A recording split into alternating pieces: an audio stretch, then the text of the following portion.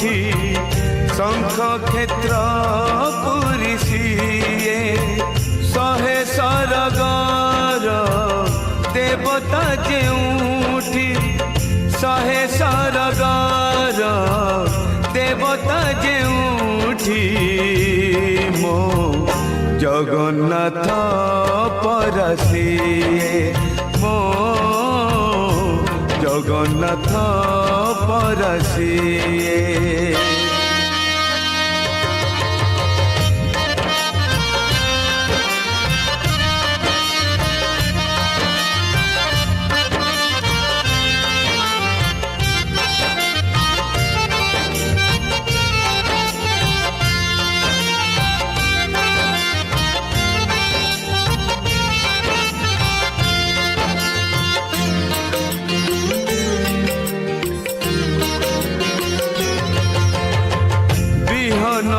धान